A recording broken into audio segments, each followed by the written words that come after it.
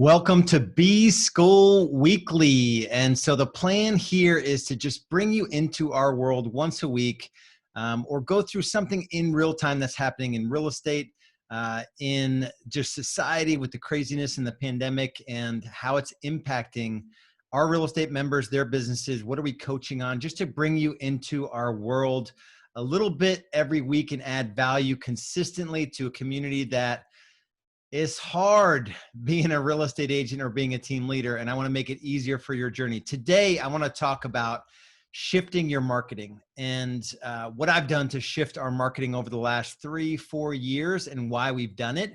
This is inspired by a talk that Dave Hook gave. He's been in our world for, I want to say, probably close to 5 years. I know his wife, maybe 4 to 5 years. His wife, Jenny, was pregnant with their first child. They have 3 children now. And he was every bit of 80 hours a week doing, I think, 80 sales a year. And he had an administrator at the time, not a whole lot of systems, not a concept of leverage. And he was on the, just addicted to paid lead sources. So that's pay-per-click, Zillow, Realtor.com, those types of lead sources. And we both made a similar shift in our business.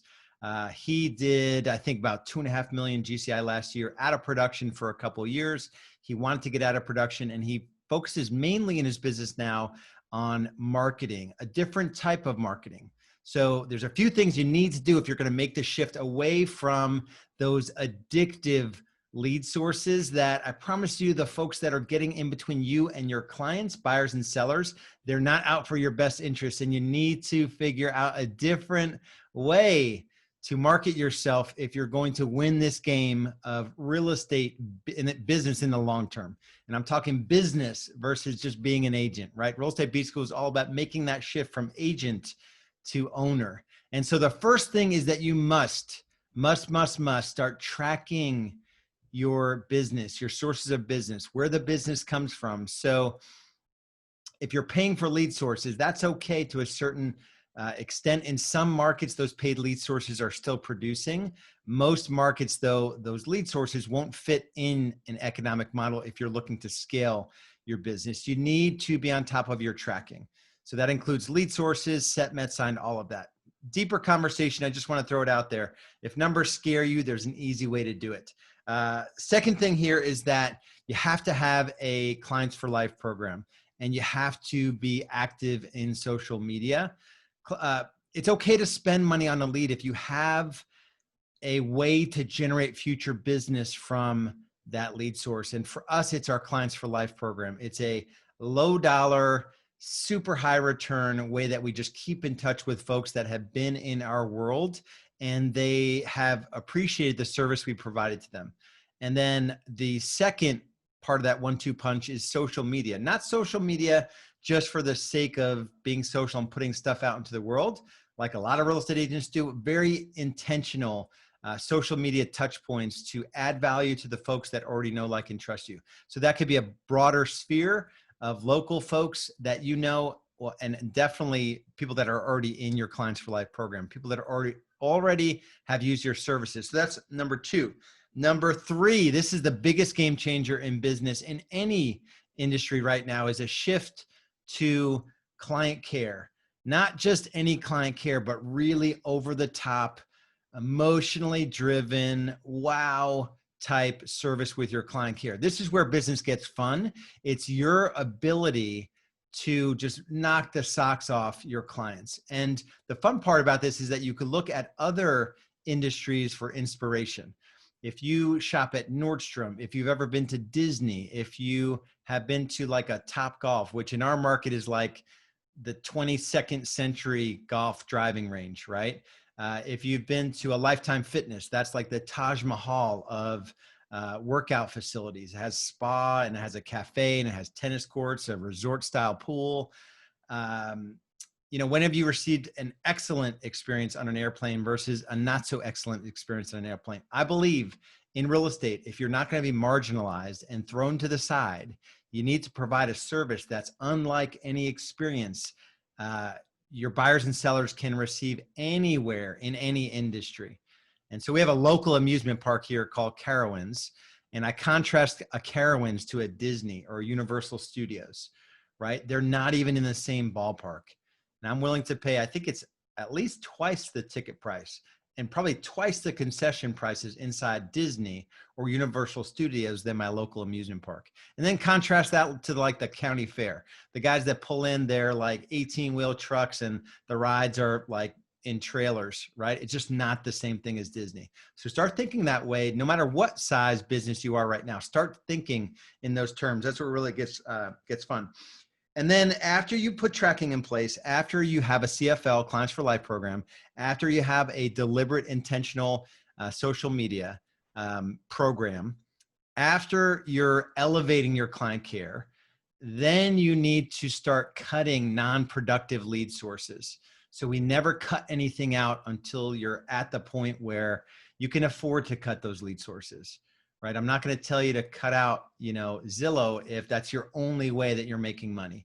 And even if the returns are low, it's still putting food on the table, right? So you've got to do these other things in advance of that in order to make the move away from those addictive lead sources. And then, take a Zillow down from when I got out of Zillow, this was back probably 5 years ago. I only ever got up to 5,000 a month in Zillow. And this is in a $3 million business. So I was spending $60,000 on a lead source, which at the time was 7 to 8 times return. They raised their prices 4 times in 3 years, I think. And our returns went from 7, 8 times to 1 to 2 times. And I couldn't afford to even keep the lead source. And so I didn't cut it out until I ramped up our CFL, I ramped up our social media, and we changed the client care experience where we were measuring getting referrals before someone left the closing table. So cut non-productive lead expenses, lead sources.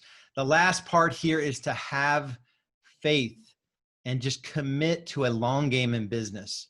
And if you have to take a stand on this, if you're going to be in business for the long term and you're going to be in a service business in an industry where commission rates are getting challenged, in my estimation, and the bet I'm playing with my business is the fact that I want to be on the premium side of that experience.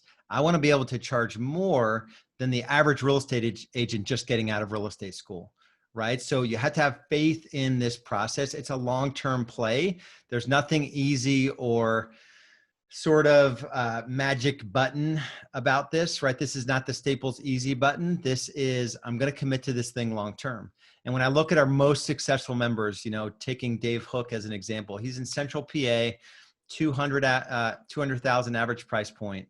He'll do, I think, probably 300 transactions now. He's raised up 2 leaders in his business that have been with him, I think, 7 years and like 15 years respectively. One, his main operator, Jenna, started with him when she was in 11th grade. And so I think that's like 16 years old. And I think she's not quite 30 yet. And so, just view your business as a long game. How can I view talent? How can I build systems?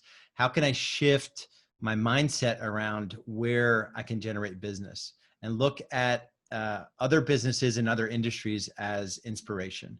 We had Zappos come in and speak to our boardroom group here at our boardroom retreat. Our boardroom is 1.5 million to 6 million in GCI. So these are folks that have really well-established businesses, and just they're hardly a retailer, right? The business side of it is not the thing that they focus on. They focus on delivering happiness. Tony Hsieh, the chairman or CEO, I think now, he wrote a book called Delivering Happiness. And if you could take that approach in your real estate business, how can I just wow someone and just slow down a little bit and make their life better by working with me and my business and my team? Everything will change forever. So if you're at the point in your journey where some of these things are a little hard to hear and you're a little bit like, oh crap, I am addicted to a lead source, or oh crap, I'm not tracking, or oh crap, my client care isn't where it needs to be and my agents are just kind of doing whatever they want, or oh crap, I'm maxed out and I'm a solo agent and I need help hiring an administrator. The thing I can offer you is a conversation. So there's a link below for you to take a next step. And that's just a conversation. Doesn't matter where you are in your business growth journey. Just give a few bits of information about your business and we will hop on the phone and we will let you know how to get from where you are right now to a business that is built on elegance and ease, and that gives you true time and money freedom. It is possible. There is a roadmap to do it. Suspend disbelief for now. Take action, and we'll see you over there. Be good.